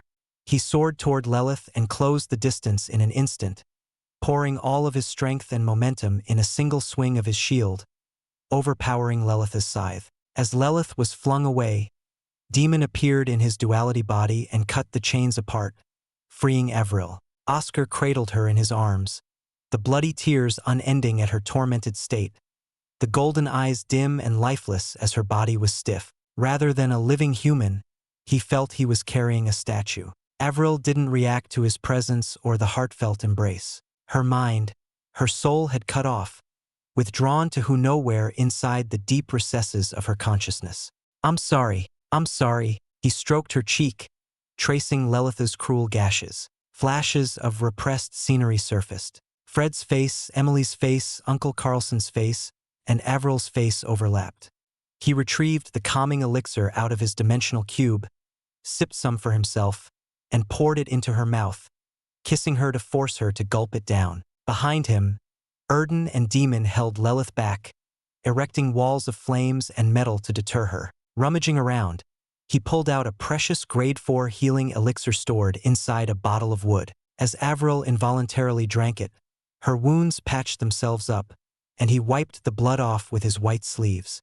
Placing her down, Oscar turned to Lelith, overwhelmed by the desire to murder. A single swipe of his scythe repelled Demon and Orin, her strength only enough for a small gap in their formation. That gap was enough. She sped past, exhibiting speed that surpassed any of his former foes. However, there was no backing down and no step in retreat was allowed. Contrary to her blinding speed, he stood firm and raised his shield, never blinking. Suddenly, 2 arrows of radiant light concentrated into a crystalline form brushed past. Leith dodged the arrows, sidestepped Demon's sword, and flipped over Erden's bullish charge. Avril! He looked back and saw Avila kneeling before Avril's comatose body. Avila held Avril's head and hugged her. She gnashed her teeth and regarded Oscar with a face of anger, tears streaming down the nasty look. Why does she have to suffer? Then end it. End the cause of her suffering. Oscar strode forward and barraged Leith with scarlet platinum blades. Her scythe flashed in swift strokes, breaking the blades, dozens in each swing. Nigh invisible threads absorbed the brunt of Erden's charge, several layers torn by it, and they twirled and spun, binding Erden's body, which was clad in sapphire armor. Fine, straight blazes of blue flames severed the threads, and Demon stepped in, coordinating with Oscar's forward charge. A white and blue piercing stab approached her back, and Oscar charged in, thrusting his scarlet platinum drill toward her chest. Avila hovered above, glaring with a sharpness in her golden eyes. She fired a line of arrows that attacked Lelith's potential retreat to the sides and above. A beam of light connected the arrowheads and formed radiant lances between each arrow. Her meld powers relied on sending forth a collective of arrows, sharper than the norm, and connecting them with a shared spell in between. By using it, she had been a great asset in the defenses, linking explosions into a larger whole. Lelith's expression didn't break. She seemed unbothered. Her scythe twisted, jabbing the pommel out to block his drill while the blade clashed in a sharp ring against Demon's sword. Their shattering waves, concentrated in the line, unleashed their devastating power onto Leith. But she swiped her scythe in rapid succession, somehow cutting through the shattering waves, the excess power erupting in all directions except hers and knocking away Avila's arrows. Oscar retreated and wiped the sweat from his chin, seeing the ancestral mark glowing on her forehead. At least they managed to force that out so early. Leith raised her arm, and a short sword hit her wrist with a loud clang. She hadn't used a spell, and judging from how she endured their attacks, Oscar concluded her body was impossibly hard like Santen's. But that should be impossible unless she wasn't a normal human. At the end of the short sword, Serah gripped the handle and spat out a mote of darkness that expanded and encased her in a shadowy orb, black mists wisping eerily from it. His brother-in-law flew back, followed by Erden. Instantly, the edge of Lelith's scythe split the prison open, and Leith stepped out, glancing from left to right. It seems fate, or rather the threads connecting us, has brought you all here. The slave and her husband, Isaac's heir, whom I must hunt. The sister of the slave who fights for her, even though it is no longer her sister. And you, the orphan of the Lanilo, you were granted life back then for this moment. But are you enough to be nutrients for my growth? Leith closed her eyes and then opened with dark, emotionless swirling in the blue pupils. Shut up. Oscar didn't care for her words, nor about the bounty on his head for being Isaac's heir. He peeked at Avril and clenched his fists. As a husband, he had only one thought: to tear off this woman's limbs and carve out her heart. Only with that could the anger burning inside be quenched. Yes, it was time to kill a grade 9. Act 4. Fallen Heaven, Chapter 7:19. Leith the Corrupt. Flames burned fiercely, incinerating the majestic robes of the statues, leaving them bare and wreathed in his fury. A mere breath from his lungs swelled the flames to higher peaks, turning the hall into a burning passage that sought to consume Leith. But within the inferno, a mark shone brighter, bearing the symbol of a crown. Oscar's flames, driven by rage, could not engulf her, a part of the crystal floor left alone and untouched by the searing fire. It was as if her cold indifference could not be penetrated even by the most violent rage he had ever felt in his life. Oscar gripped his shield, Demon raised his white sword, and Erden scraped his hoof and bucked his head low. Avila, take care of Avril. Keep a distance and hold her close. Oscar spoke but didn't turn. A part of him felt a single moment of lapse could result in his demise, the eerie sense of dread spreading from Lelith's dead stare compounding the unease. One mistake and he'd die. One moment of faltering, and he'd lose her. Avila's steps went quiet, certainly soaring far up in the air now with Avril on her back. He didn't need to look back to confirm it, for he would have done the same, and she cared just as much as him for Avril. Lelith pounded the pommel of her scythe on the floor, cracking the smoldering tiles. A storm of sharp iron burst out, cutting apart the flames into embers, swirling and centering on her. This immense amount of iron forced Oscar and Serah to retreat for the moment before it contracted and concentrated on her. An armored vest manifested on her chest as several curved blades of scythes swished and clicked into place below in the form of a dress, oddly similar to a wedding dress with her lace sleeves exposed on the arms. 2 wings protruded from her back, dozens of scythes forming the shapes and ending in razor-sharp feathers. They unfurled to the groaning of metal until they rang a sharp cry, the simple beat slicing the air and the ground. "Oscar, this is," Serah said solemnly, his usual cheekiness fading and darkening. It was understandable since her overwhelming iron was beyond any Oscar had encountered, and he had faced many foes. A piercing bolt of radiant light, longer than a javelin, flashed and headed toward Lelith, who paid no attention to it and simply swiped a wing, the screeching cries of the scythes wailing in the hall. The bolt was reduced to mere shreds, and the rippling winds of her wings' movement slashed the statues, carving deep cuts into the stone. Oscar struck fast, charging ahead with his shield in front. As the sturdiest one, he had to clear the opening like a battering ram in a siege.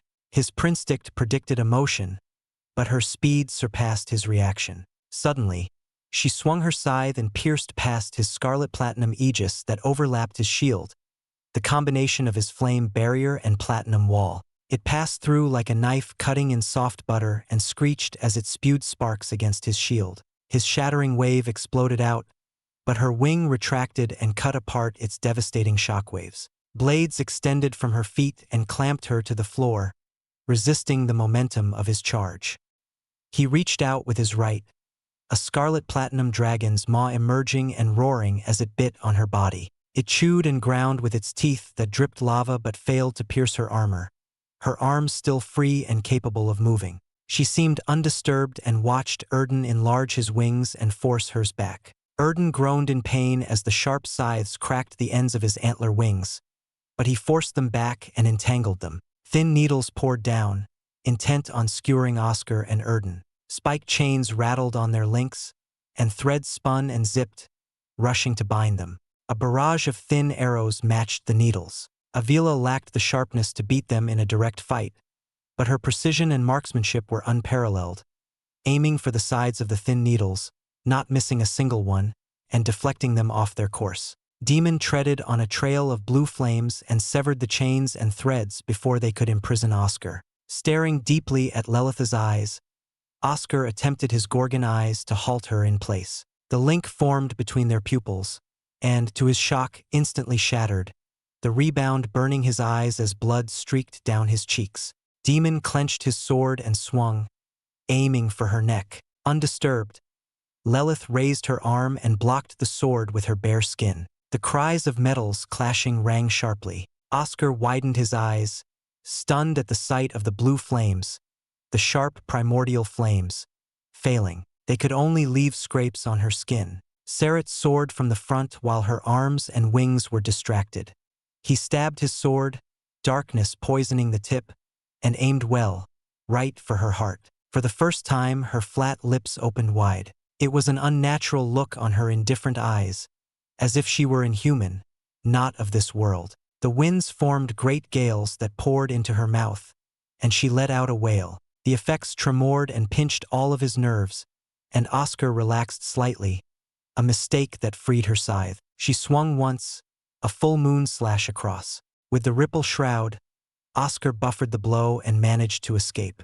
Light expanded and filled Lelith's half of the hall, showering her in dense radiance that swept down and exploded in a blinding flash. Avila's timing was impeccable, stopping Lelith from counterattacking during this period. Demon and Erden recovered their footing in the air, and Serah tumbled and rolled over to Oscar's side. As the smoke cleared, Lelith waltzed out, her strides calm and collected, not a single wound nor blemish on her. The entire exchange happened in a single second. Oscar felt a dreadful hopelessness rising and diminishing the anger that fueled him. In a single second, they had coordinated and attacked with their respective strengths. Yet, Leith was more than a match for their collective efforts and suffered no harm. Beside him, Serah writhed on the ground, clutching his head. His short sword clattered to the floor. The power of her meld was taking hold, the horrifying power that drew out the fear and traumas of her enemies with a single cut from her scythe. No, I saw it. Her scythe didn't reach him. Oscar was certain he had only seen the tip of her wing slice Serah's shoulder, noted by the bloody gash on his brother-in-law. Wait, does that mean any of them are it? He realized the true extent of her terrifying power. Not only her scythe, but he guessed the blades of her wings and the blades of her skirt contained the same power. Her speed was beyond his capabilities to react. Luckily, he had two others connected to him to cover the blind spots. Her raw strength, while lesser than his, still exceeded even some Reese users. Now, he had to contend with the possibility that the slightest scratch from any of her blades would render him useless.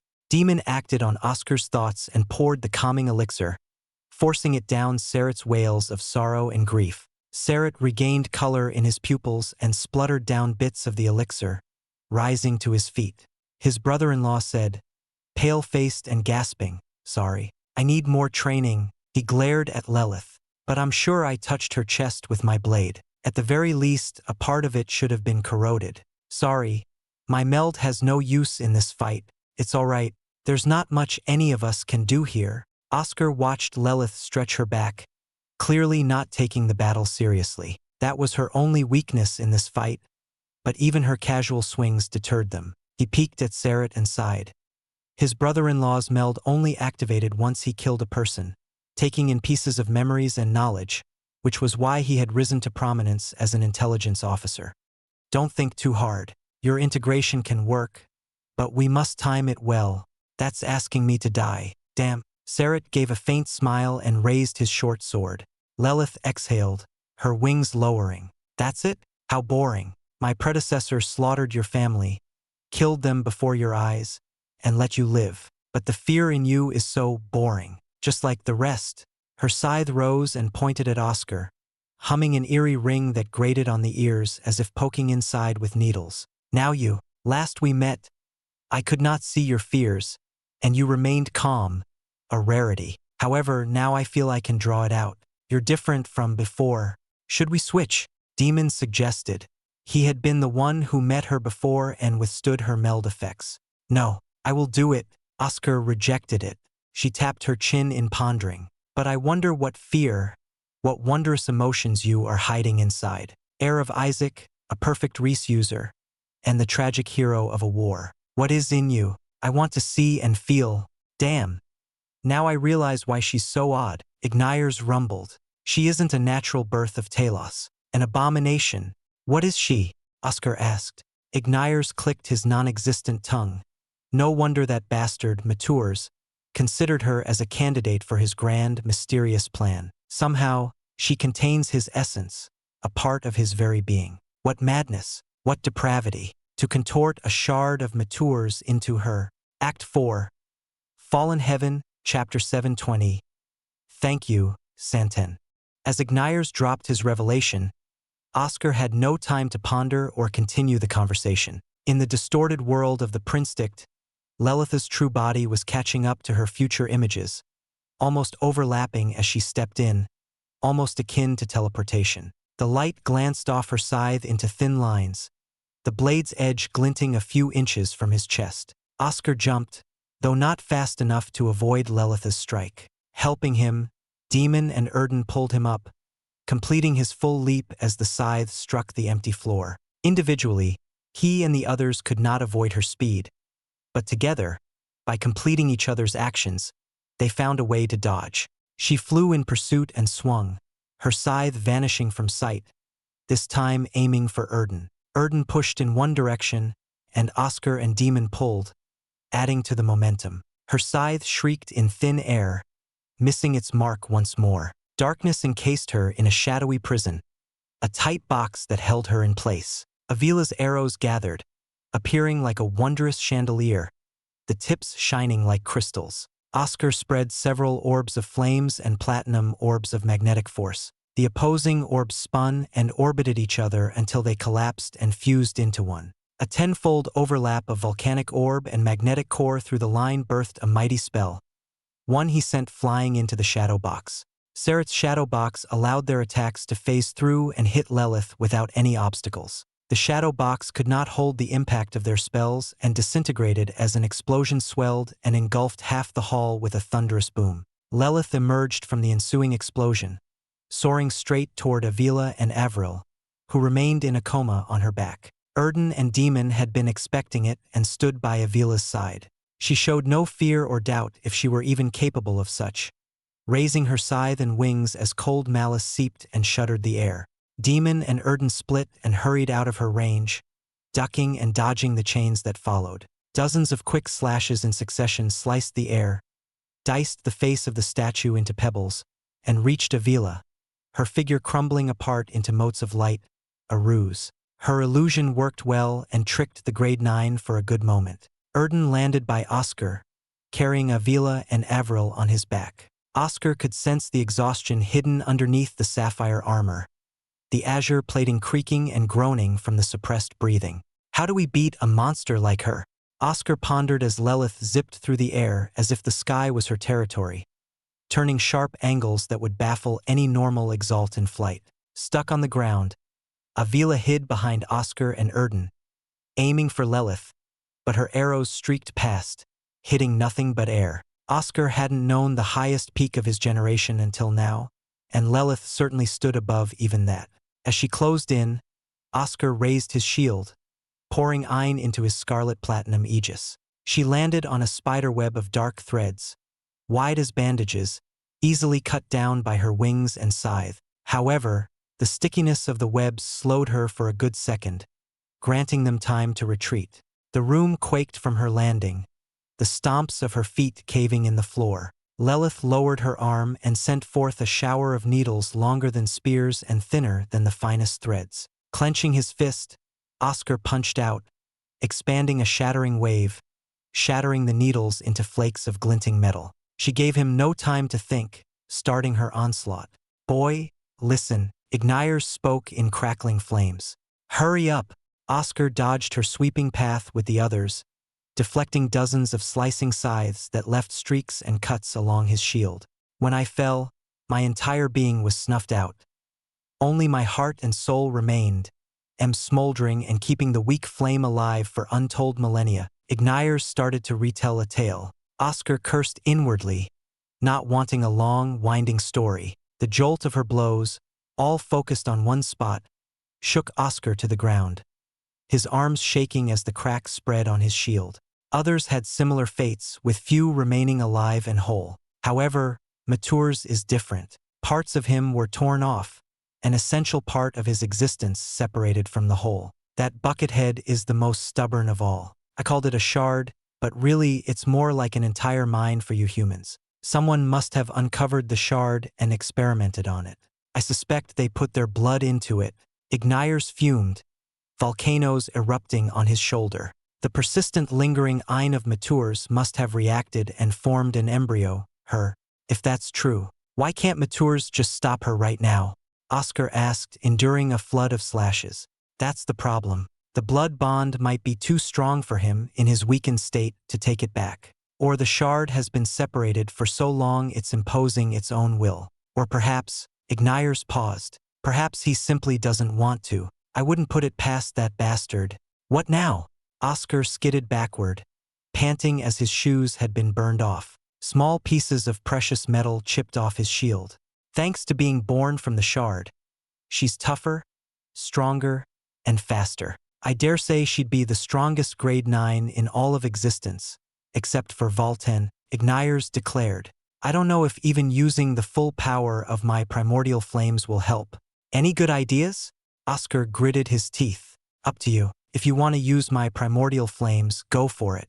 Pour every fiber of your being, every flicker of her roaring flames, all for the short time you have. Ignire's almost sounded as if he was enjoying it.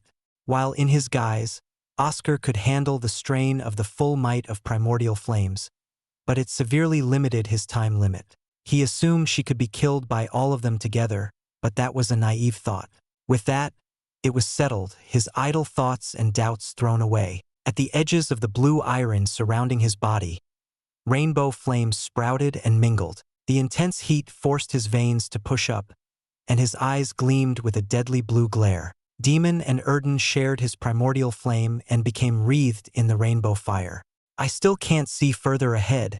Oscar was disappointed his prinstict hadn't improved. He strode forward, his footsteps sunk deep in trails of lava. He sent forth a tide of flames. All of Lelith's chains, needles, and threads melted and dissipated away. Avila's arrows couldn't escape the range of his burning presence and burst apart. Against the full force of primordial flames, not even spells could maintain their form. All burned and melted as if it were their inevitable fate. The surfaces of the statues softened and bubbled, bursts of lava seeping out as if the arrogant Carolaman lost their bearing before the might of an ancient. Erden took the initiative and rammed straight onto Lelith, bending her metallic wings, the sharp scythes unable to cut his rainbow-flaming antlers. Oscar rushed in while Erden pushed her toward him. She expanded her other wing and sought to carve him into pieces, her head snapping to Demon, who held her strike back with a rainbow-flaming sword. Oscar roared as he closed in, receiving a baptism of quick and numerous swings of her scythe. "Shave it off." Oscar sped up, deflecting one. He took in the wreaths from her heavy first strike and spun with the flow, speeding to block the next, carrying on the flow. With all of her strikes dealt with, Oscar stomped into a stance, a pool of lava forming under his feet, and thrust a platinum lance wreathed in rainbow flames. The primordial flames were of a higher quality. The flame disdained to mix with his common metal spells, but it was fine wrapping around them. Pouring in all of his strength, Oscar concentrated an iron omnireus, engulfing Lelith and everything behind her in a colorful inferno. "Are you kidding me?" Oscar saw a metal orb crafted from many sharp scythes. The orb unfurled, revealed to be her wings, and showed Lelith mostly unharmed except for the few scorch marks on her face. There, in the midst of the burning inferno of the greatest flames known to Talos, she waltzed with a scythe resting on her shoulder. Ignires warned him that the primordial flames might not aid in his victory. They helped him fight better, but he was still a far cry from reaching her. "Huh? Look!" Oscar, Demon, and Erden locked onto her neck where green liquid flowed from a deep wound. He didn't notice it before due to threads wrapping around it, but that should have been his first priority. Why else would she wrap anything in threads other than for torture? That didn't come any of our strikes. Who could have done it? One face surfaced, a long, flat face with fish-like eyes and a shrub of green hair. Santen. Many questions raced across his mind. Did Santen fight her? Did he manage to injure her? But one sank his heart. "Is Santen dead?" Oscar asked. "Santen?" Lelith tapped her chin and looked up in contemplation. She snapped her fingers and said, "The strange man of long arms?" He was indeed strange. He withstood so many of my attacks and managed to wound me. She rubbed her wound and flicked her wrist, spraying green blood that hissed and bubbled into smoke. "I crushed his brain and heart. A weird creature he was." "Ah, is that so?" Oscar exhaled flames and glared at Lelith. "I'll avenge his death. See that, boy? That is her weakness. She can't recover her wounds quickly. They linger on her rotten form like a curse. Your strange follower gave his life, but he provided an opening," Ignire said. "Santen." Oscar shed a tear, and the flames consumed it. He had ordered Santen to live on, but it ended horribly. Still, not a pang of regret struck him, nor did the loss burden his heavy heart. No, he felt grateful for all Santen had done, protecting Avril in the forest, leading the defenses, sharing a meal at the table, and striking a wound on this invincible woman. His guise inflamed as if spurred by Santen's sacrifice. In the end, Santen had died well. Oscar smiled and took an offensive stance, vowing to finish this woman off.